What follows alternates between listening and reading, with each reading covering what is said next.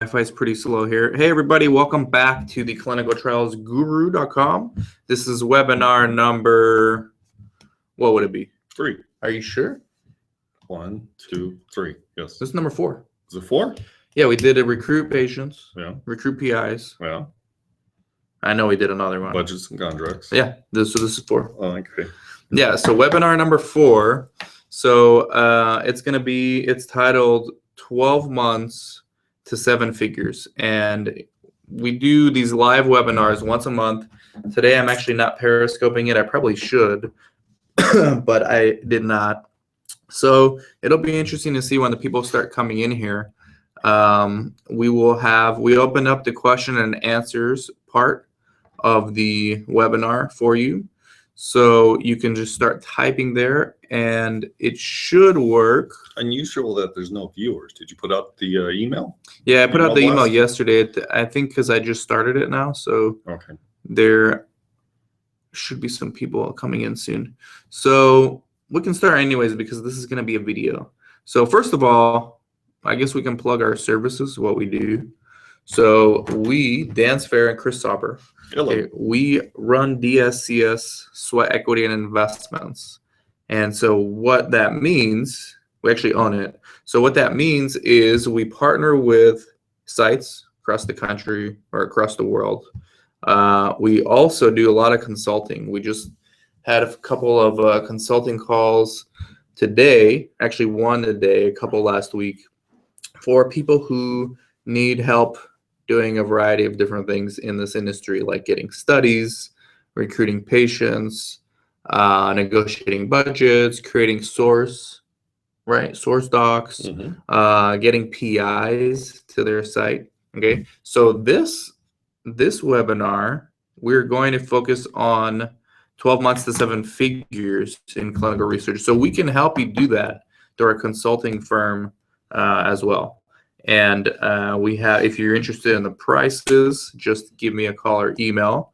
It's 949-415-6256. And you can also email me, Dan, that's DAN, at theclinicaltrialsguru.com. Again, it's Dan at theclinicaltrialsguru.com. So, and at the end of this webinar, I'm going to show a video from Intralinks, which is one of the sponsors of the show, where they're going to be, it's a video that summarizes Intralinks VIA. That's their latest platform that they have for research sites. So I will use the screen share when I'm ready to do that. So let's get right into it. This one's actually going to be shorter than the other ones. This one's going to be a half an hour instead of an hour. So you'll be happy with that, Chris. Yes, that's very nice. So first of all, people are going to ask, is 12 months to 7 figures in clinical research even possible? What would you say to this? Absolutely possible. Okay. And what would you say to this if you were never involved in research? Well, first I'd have to question exactly what is research. But if I know what I know now, and not as an owner, I suppose I would question what's the profit margin as far as between paying salaries and what kind of money can I see in my pocket. But that's not exactly what your statement is leading to, is it? Right. No, just if someone told you, hey, and if you start a clinical research business, you can make 7 figures in 12 months, and you had no idea. No, is that net or gross? That's gross. Okay. Yeah, it's not net. So that's the little asterisk there is, but the headline's catchy. Sure. 12 months, 7 figures. But in all honesty, I mean, if your profit margins, first of all, your profit margins should be at least 50%, right? If not a lot more in this business. Well, owning a clinical research site. Well, let's take one of our sites, for example. It's not far from here. Okay. An hour away. Yes. Profit margin there is probably... It's less than 50%. It's less, Much but less. If we were enrolling the way we should be... It would probably be 40%. 40? I don't think you could see 50% there. So 40%, from our experiences, 40% is like the lowest it should be. And that site spends a lot of money for a number of reasons, which I mean, we could get into some of it. There's a lot of owners. There's a lot of Salary. there's a lot of salaries from people we hired because the owners are more None of the owners are passively directly involved. Right. No one's really actively involved. It's more passive. So in those kind of cases, your profit margins are going to be lower, of course. But in another clinic, Here, one of ours, this one here, profit margins extremely high much because higher. there's 4 owners. And they all participate. And they all participate, and It's like one employee. one Salary is employee. very low. So profit margins here are what? Rent's low. So what's profit margin here? Oh, might be pushing 90%. Okay, see, so 90. So that part, the profitability part, the gross you can do 1 million in a year you can do.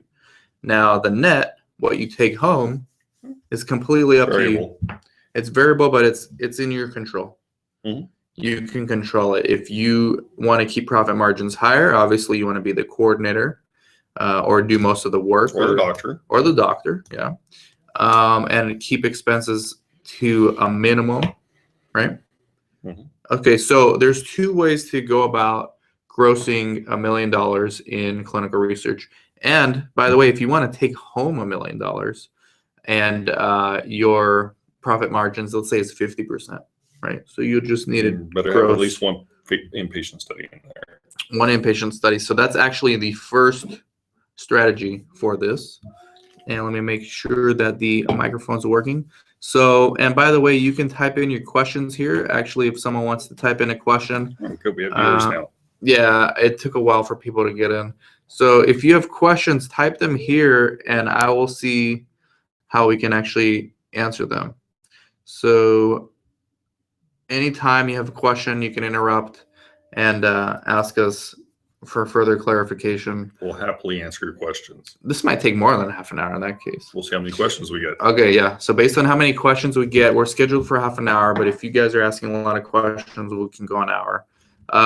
So the first option, there's 2 options, and there's probably more than 2 options to actually gross $1 million in clinical research.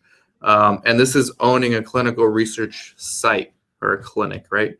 You don't need an SMO, you don't need a CRO, you just need one site. It's possible with 1 coordinator, 1 PI, and 1 study. And you need, option number 1, an inpatient study. Okay, so what you do with the inpatient study is, first of all, you have to get one. Okay, so that's where we can come in to help you out. And it doesn't need to be a phase 1 study, right? It could be any inpatient study. There's phase 2, phase 3. There's no phase 4 inpatient studies. Phase 3 studies? There's phase 3 inpatient studies, yeah. For the acutely ill. True. They'll have, right. So we actually had a schizophrenia study. Phase 2 though, wasn't it? Yeah, I think it was phase 2, but I've seen some phase 3s. But the bottom line is you don't need to necessarily have a phase 1 study to generate or gross $1 million. So get an inpatient study, negotiate a deal with either a hospital, a nursing home, an assisted living, a surgery center, where you're going to house the patient. Where you're going to have the patient stay for the inpatient portion of the study. The more bed days you get for the protocol, the better. So if it's a 3-day inpatient stay, it's obviously not as good as one of the studies I had where it was a 45-day There's only one inpatient study where we're right now. I think it's 90 days. Really? Yeah. Oh, we need to get that one. Yeah. Remember I told you knew a patient.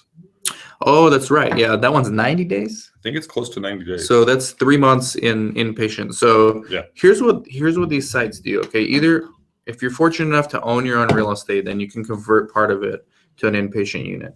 But a lot of people obviously can't do that, especially when they're starting out. So what you do, you negotiate bed rates, a monthly bed rate per bed with a hospital, which is going to be the most expensive, or a nursing home, or an assisted living facility, or like I said, a surgery center. You do not want to push the envelope too far and go with a hotel or a motel. Although there are stories of sites that have done this and have profited wildly from it. And I don't know how the sponsor ever approved it, but they did. There's documented stories of this occurring. This was probably in the heyday of research where sponsors were, And doctors were conducting research out of their garage. yeah, and sponsors were just kind of like willy-nilly choosing sites like Wouldn't even go look at them, just right. over See, the phone. There was so much demand in the industry for research sites at that time because there were so many studies. The sites were turning away studies. We're experiencing the complete opposite of that now, where there's very little supply of studies. So sponsors don't have high demand for research sites right now. But my advice is not to go negotiate with a hotel or a motel. And I think that's sound advice. Please do not do that, although you can make a ton of money. Almost cursed. A ton of money doing that, but don't do it. So my best bet and what I have done is worked with assisted living facilities, nursing homes, and hospitals, and that's my order of preference. Assisted living first, and you can group in surgery centers there too. Yeah, the one hospital that we've worked with, it's borderline a hospital. I mean, it's a hospital. It's a hospital. It's one of those small specialty. They call it subacute. But the cost is much lower than it would be typically for a hospital. Yeah. So the cost there is a private hospital. The cost is still lower than like what they would charge at a big academic hospital or like a university hospital. You're going to be wasting your time even going to those places. Yeah. There's no point. So private hospitals, won't repay at that rate. Right. And sometimes sponsors will insist you have a hospital. So then you have no choice but to go to one of these subacute private hospitals, or you can go to like a nursing home and convince the sponsor that that's very similar to a hospital. In fact, it could be considered a hospital. You may want to have some people on your board or on your team that are like legal experts, which is what I had at one of my sites. So we proposed an assisted living facility, and the sponsor approved it. Mm-hmm. It took some tricks, but we got it done, and we're glad we did, because here's the trick for these things, okay? You negotiate with the facility a monthly rate per bed. So let's say you need like 4 beds. You negotiate $2,000 a month or $3,000 a month per bed for these facilities. In California, it's a little more expensive. Where you are, it might be cheaper, or it might be even more expensive. That you got to know your market, okay, when it comes to these kind of things. So negotiate a monthly bed rate, and then now it's your job to keep those beds full. And guess what? If you have a 45-day inpatient study, patients can still withdraw at any time. So they can withdraw on day 1. They just don't like it. They don't like the facility. They can withdraw at day 5. But you want to keep them in as long as possible. And here's why. Let's make it simple with 1 bed. Okay. Mm-hmm. Let's say you negotiate with an assisted living facility for 1 bed in a private room for research use. All right. You negotiate $2,000 per month.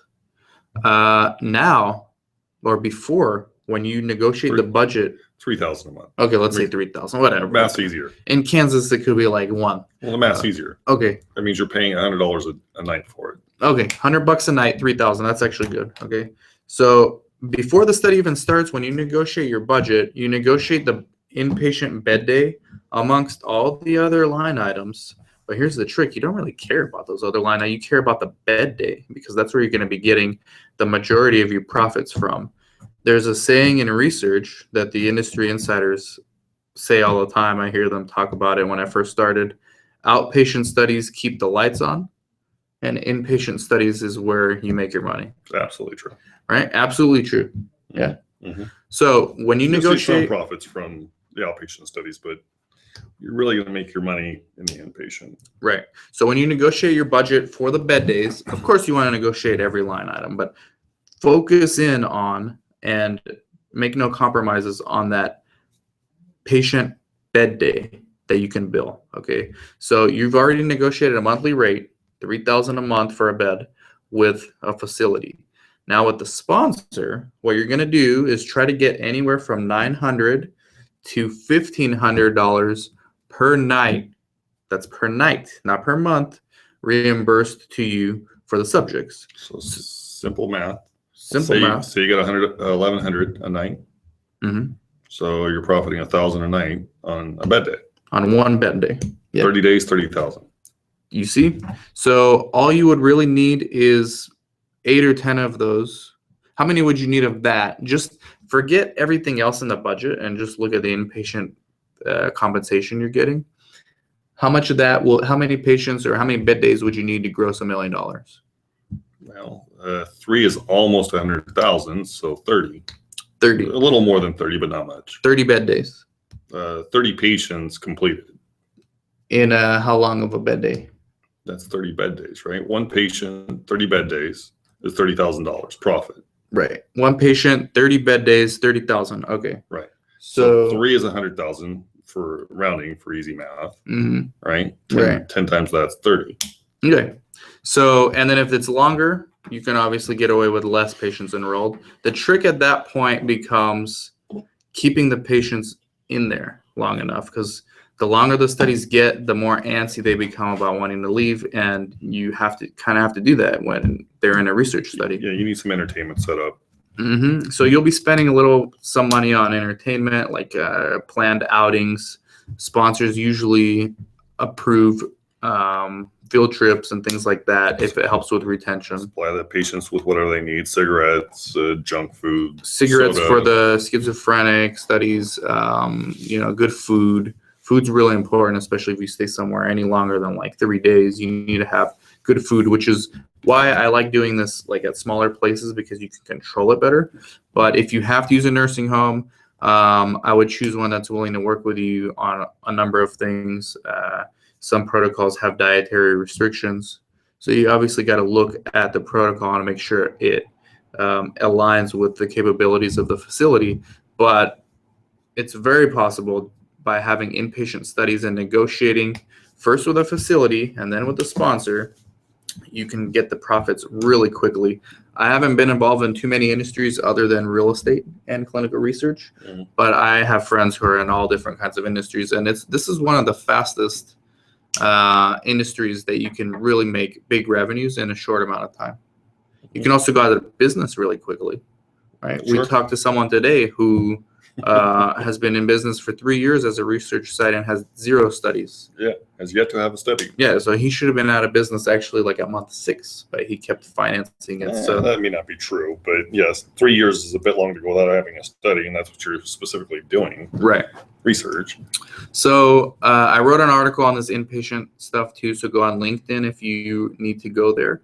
LinkedIn.com, and then just look for Dan Sfera and you'll see my article there. So let's say you can't do inpatient studies, or you don't want to cross that road just yet. Option 2, you need 10 outpatient clinical trials with each one paying at least $10,000 for every completed patient, right?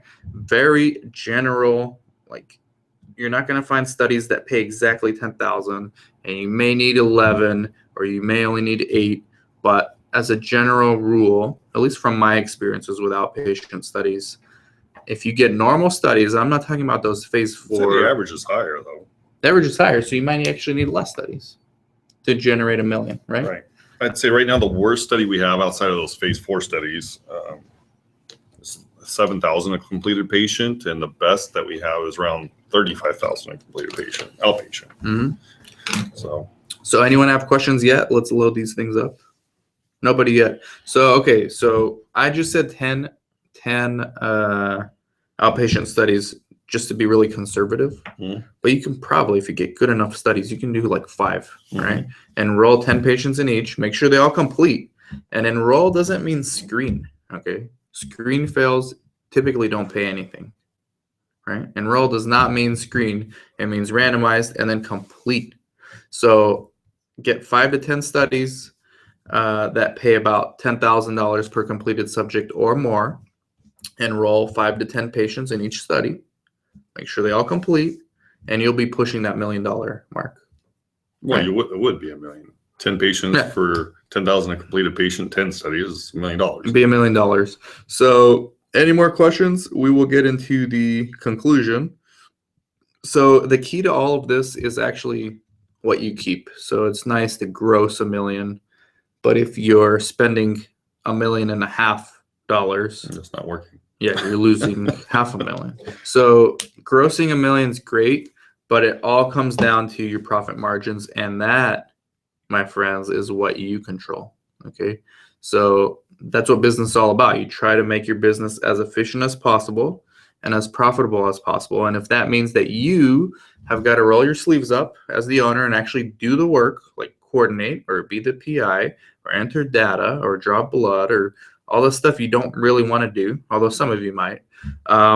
If that means that your business is going to be profitable for the first 2 years, which is the most dangerous part of any startup, then that's what you have to do. And then after that, if you want to remove yourself from the picture slowly, you can start hiring people, but your profit margins will go down. So if you want to take home the same amount of pay, you've got to get more studies than you had when you were the one running it, or enroll more patients than you had when you were the only one running the show, in order to take home the same amount of money. Okay, so if anyone has questions, and by the way, Chris, you want to add anything? No, you covered it all. Doesn't seem like anyone has questions. So again, I wanted to tell you guys about the consulting services we offer. If you need help, it's 949-415-6256, and we can help you get to 7 figures in 12 months.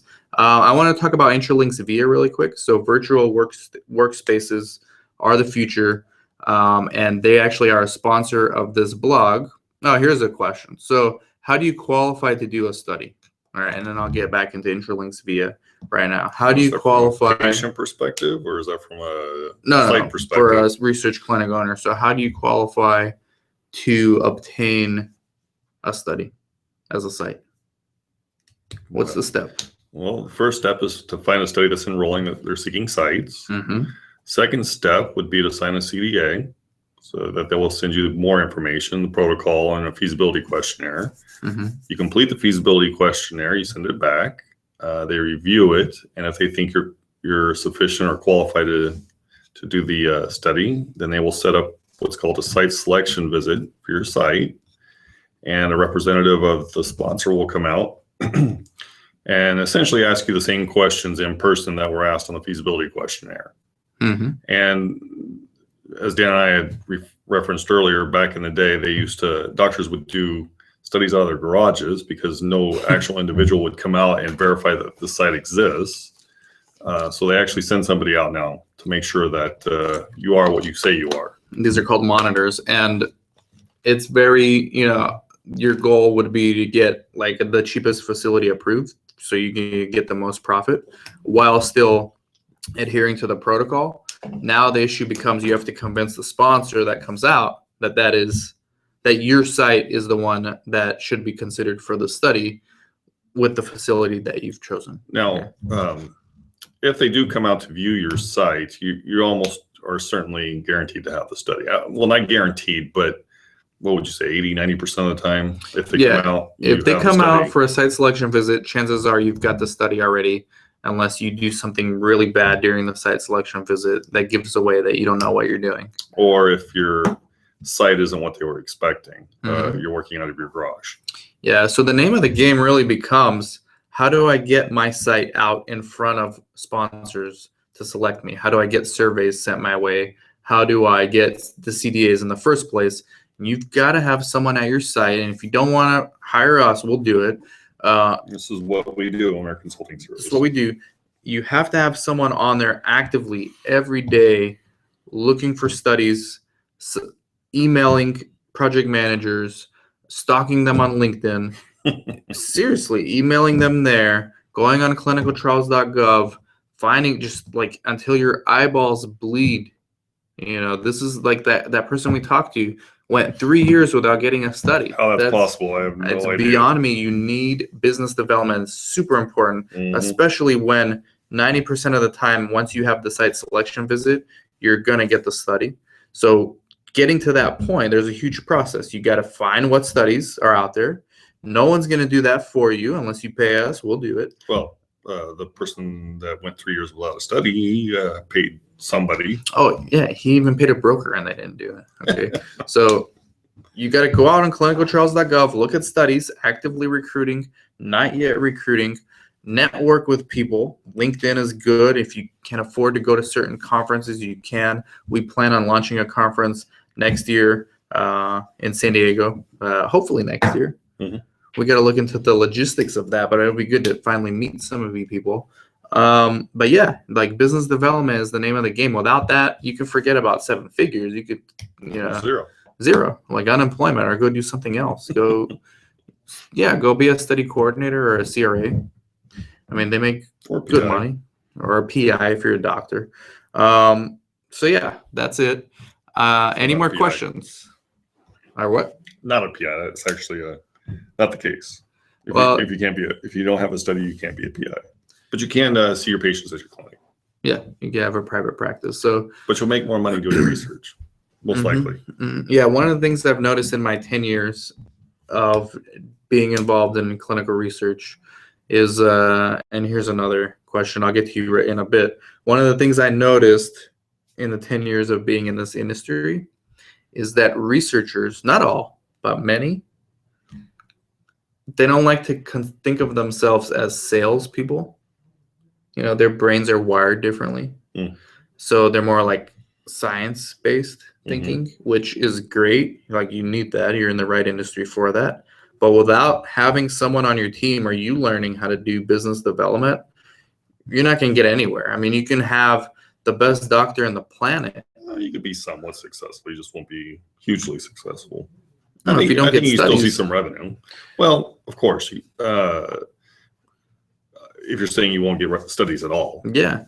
But I mean, if you have a study here and a study there, I mean, you'll see. True. You might get lucky and a study might just land in your lap. But which does happen. It happens, especially when study supply goes way up, which it might, hopefully next year, but we don't know yet. That's another webinar in and of itself. But yeah, you need to train yourself or hire someone or hire us, we'll do it, to be your salesperson for your site so that you can focus on actually running the studies and on tweaking the business so that it's profitable. Or you can do that, but then you've got to do that and do clinical research stuff. So that's what it takes to get into this business, which is why the barriers to entry are, I would say, low, but many people still don't do it. First of all, they don't know about the opportunity.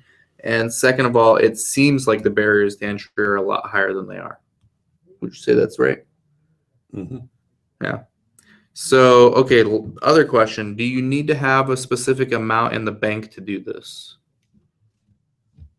Mr. Sauber? Well, from what business classes I have taken, they say you should have 2 years of expenses covered when you start up a new business. I don't think that's necessarily true here, and it depends on your scenario. For example, if you already, say you're a doctor and you already have your own operating clinic, which you have your own patient population, you really have no expenses unless you hire a study coordinator or somebody in charge of business development like Dan and I. Those would be your only expenses because you already have the facility in place and everything else necessary. I don't know. Would you recommend 2 years expenses? I think that's really conservative. I think a year, 6 months. So here's the thing: if you're gonna be, I would recommend a year, personally. If it's 6 months or less, you really better get a study like right away and start enrolling right away. Because you're looking at what? What would you say? Say you receive that feasibility questionnaire, they do the site selection visit. They say, yes, we're going to select your site. The investigator meeting's a month from now. Yeah. Okay, that's 2 months right there. Right. That's 2 months. And usually the investigator meetings are like undetermined yet, and they're planning on maybe 2 months. Just to make the math simple, say they tell you it's in a month. So you're at 2 months there. That's before you even enroll the patient. Right. Yeah. So you enroll a patient right when you get back. Say that takes a month. You're at 3 months. Yeah. Now the first check you're not going to see for 3 to 6 months. Right? Would you say? Yeah. Okay. Yeah. So I would say, and that's if you start enrolling and randomizing. Yeah, that's what I'm saying. If you get a study right away, enroll right away. And if you eliminate rent by partnering with a doctor, and then you can use their office, and you have an agreement. See, it all comes down to negotiating with sponsors, with doctors, with coordinator, everybody. It's negotiation. That's the name of the game. And back to my point of researchers not really wanting to do that. Well, you're going to have to if you want to be have a successful business. So I think what's even harder than having a specific amount in the bank is being able to go at least 6 months to a year without paying yourself a salary, yet still having to work really hard, like 2 jobs pretty much, without getting a salary. Mm-hmm. I think that's the biggest barrier to entry. And people who do realize that are often scared to get in.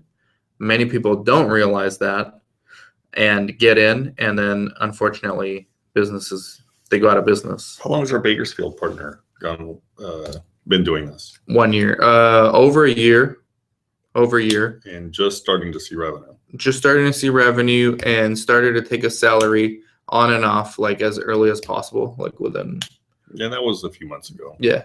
So probably like a year. I mean, go a year without getting salary. That's like probably your biggest barrier of entry. If you're a doctor, you can probably subsidize your income somewhere else while still running the business.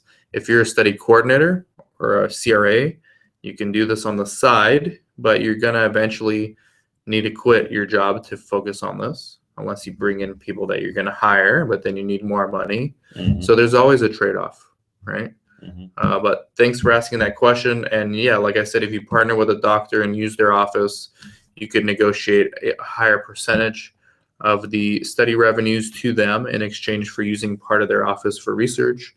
That's another way to keep costs down. That is like the SMO model that a lot of sites are using out there, us included. We're using that at a few of our sites. Mm-hmm.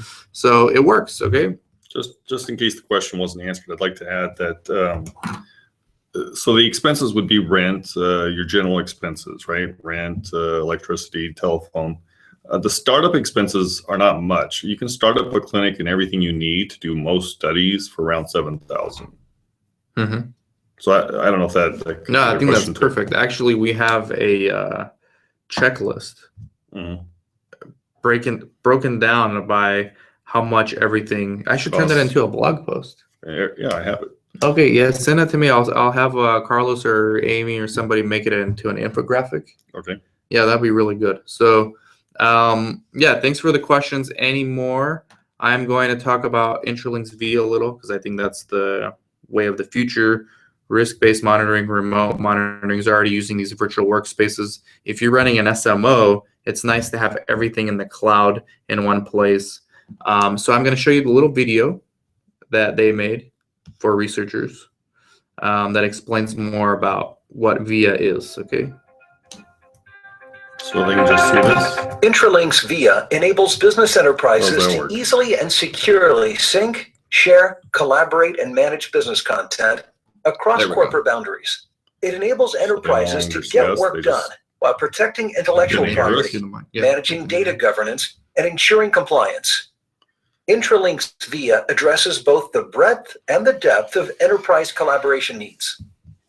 Global Express is developing a marketing campaign for the launch of their new product, Project Mercury, a high-tech portable Wi-Fi tool. The launch will involve virtual as well as physical marketing events at retail locations across the country. This new campaign needs to be kept confidential in order to prevent tipping off competitors, while allowing Global Express to prepare a response before the launch. Fred Plummer is the Director of Marketing Outreach and is in charge of the campaign, its results, and the budget. Sally Vera is the Senior Account Executive at Omni Marketing Group in Boston and has responsibility for the Global Express account. Jim Boyd is an industry expert in online marketing events that gain widespread interest. He has delivered 5 new campaigns that were viral hits on the internet over the past 18 months. Lauren King is from the Global Express accounting team and needs access to the project's budget information. Alan White is Fred's assistant. He assists Fred in managing the workspace and takes care of day-to-day tasks to help Fred with the overall project. Fred creates the Project Mercury workspace to collaborate on this new project launch. First, Fred drags files from his desktop into the workspace. He wants several files from the company's competitive intelligence workspace to be added, so he uses the From Another Workspace option to copy them in. Fred creates a budget folder which is strictly intended for collaboration regarding the launch budget.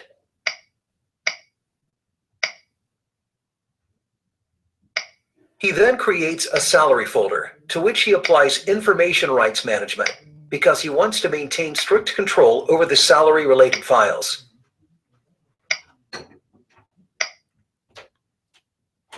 After setting up the workspace, Fred invites Sally and Jim as editors to the workspace level since they will need to securely and efficiently edit and upload files.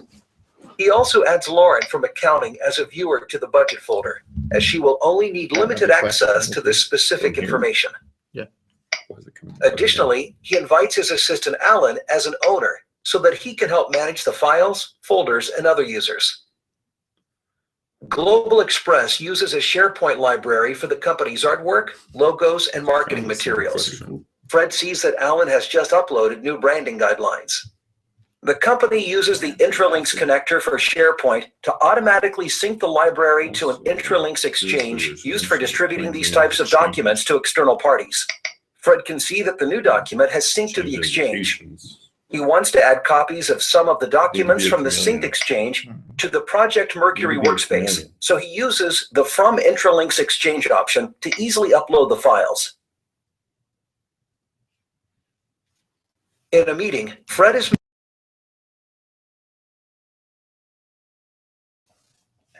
He uses his iPad to log into Intralinks via Secure Mobile and locate the workspace. He opens the marketing budget plan. He highlights the section of the document that needs to be revised and adds a comment giving specific instructions regarding what needs to change. He uploads the document back into the workspace and adds a comment to the file asking Sally to please make the requested revisions as soon as possible. Sally will receive a notification that Fred has updated the file and added a comment, alerting her to make the proper revisions. Fred returns to his desk after the meeting and logs onto his computer. He opens up Microsoft Outlook to send information on Project Mercury's pricing strategy to Lauren. Using Outlook, Fred creates a new shared workspace folder as easily as sending an email. He attaches the relevant file to the email and adds the title of the new folder in the subject line.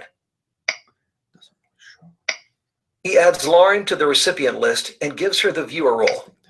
Then, he applies IRM protection to the new folder. He clicks send, and Lauren will receive an email invitation to the new shared folder. Okay, so turn off the volume on that. Sally is on the go, and while working at a remote location, she gets an email alert on her iPad that Fred has invited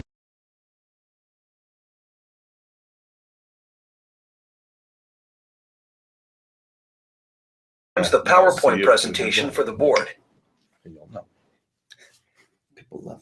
After viewing the file, Sally adds a comment asking Jim if he can contribute a slide specific to the virtual events plan for the launch.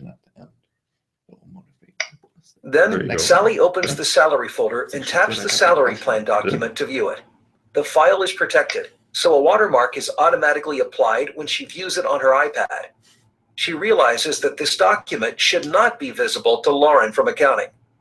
Sally knows she needs to alert Fred about this right away so that he can unshare the document. She sends Fred an email regarding the situation. Fred receives Sally's email and discovers that he should not have shared the salary plan with Lauren. He still wants Lauren to have access to the other documents in the budget folder. So he simply moves the salary folder out of the budget folder and into the main workspace level. Because Lauren is only permissioned to the budget folder, she no longer has access to the salary folder or the salary plan within. Fred views the file access report and sees that Lauren had not yet seen the salary plan, which is a relief. He emails Sally and Jim the file link to show them the new file location.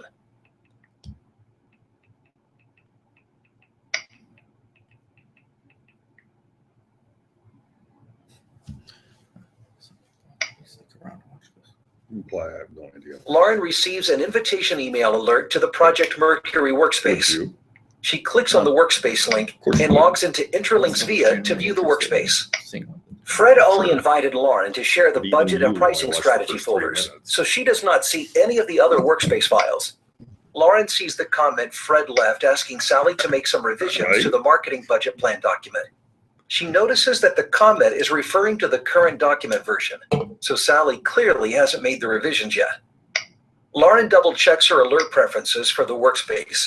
She's extremely busy and wants to wait to review the plan until she receives the notification that Sally has updated the document. Jim is working remotely from his Mac. He receives an email alert regarding Sally's workspace file comment. He sees that she has requested a slide detailing the virtual events that will be taking place for the launch. Jim opens his workspace sync selection window from the Intralinks via desktop menu in his menu bar. He selects the Project Mercury workspace and syncs it to his desktop. He is then able to open up the PowerPoint document directly from his Intralinks via desktop application. After adding the slide that Sally requested, he saves the document. By closing the file, the new version is automatically synced back to the workspace where Sally and Fred can access it.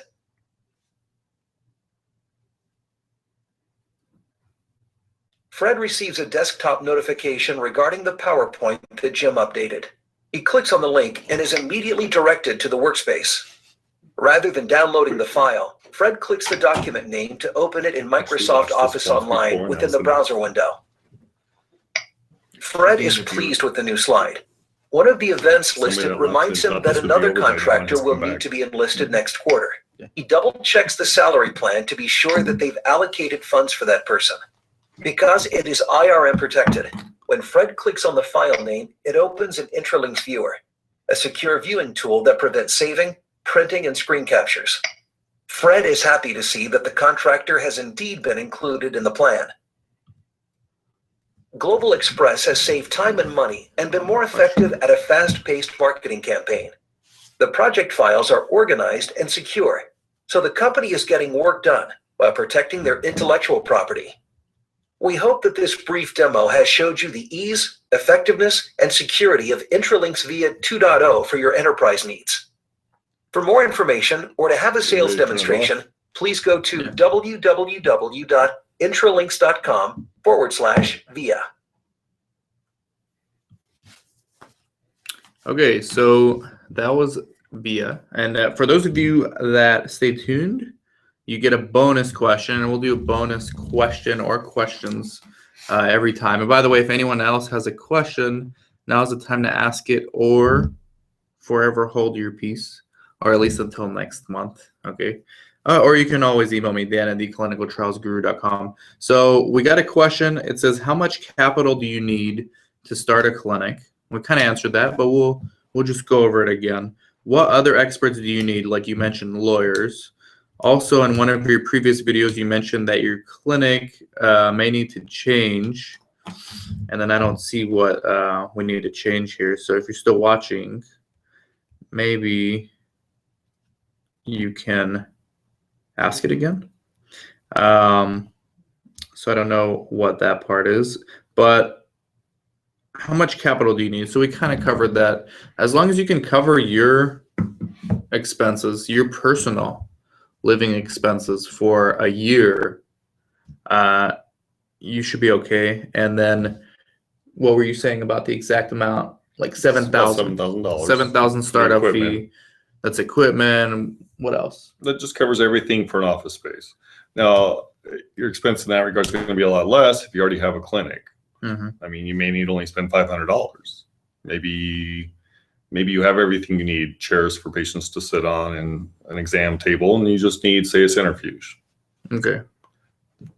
And what other experts do you need? Like you mentioned lawyers. So I mentioned lawyers in the context that, and believe me, I'm not one to, like, I'm not thrilled about paying lawyers for anything, but it would be helpful if you were to partner with someone if they had some kind of legal expertise. It's a luxury most people don't have. So in that case, you have to hire an attorney to accomplish a task, like maybe someone who's familiar with hospital requirements in your area, and you're able to make a solid argument and justification to the sponsor as to why a certain facility that you chose to conduct your inpatient studies will be appropriate for the study, right? So the attorney's gonna have to look at the protocol, look at hospital requirements. For example, if a sponsor says we are only considering hospitals for this inpatient study, and you have an assisted living that you want to use, okay, an attorney might be helpful by going through. I'd probably disagree with that. Go ahead. Well, they might, okay, unless they want to do it themselves. Well, The why thing don't with sponsors is they love justification for anything, and the more legal you can make it sound, the more likely they are to approve it. Sure, but you can make these arguments yourself. There's nothing that needs to be legal about this Right. transaction. Right. There's no contract that you need to create or anything. It's just a matter of presentation. Yeah, you could, but you'd have to research the hospital regulations in your area, what defines a hospital, Sure. and then how that assisted living fits into that context. Mhm. Right. Or you can hire an attorney. What would they charge? Like $1,000 Depends. for this? Well, it depends. It just depends on the work. I mean, it's attorneys running anywhere from $2,000 to probably $2,000 an hour. If you want us to do this work for you, we can through our consulting firm. We'll research the laws in your area. So give me a call, 949-415-6256, and we'll write a proposal that sponsors should approve. I found in this industry that as long as you can justify it and have it written somewhere True. and make it a part of your policy Absolutely. and true. justify like retention and safety and all that stuff to them. It can be as simple as justifying why your startup fee is so high. If you Yeah. justify it, you can get it. You can. Or overhead's a perfect example, Mhm. right? Or having an overhead policy. Mhm. So yeah, thanks. Any more questions, guys? If not, I appreciate you watching, and we'll do this next month. We don't know what topic yet, but we'll think of one. Okay. Dan and Chris from theclinicaltrialsguru.com. Take care.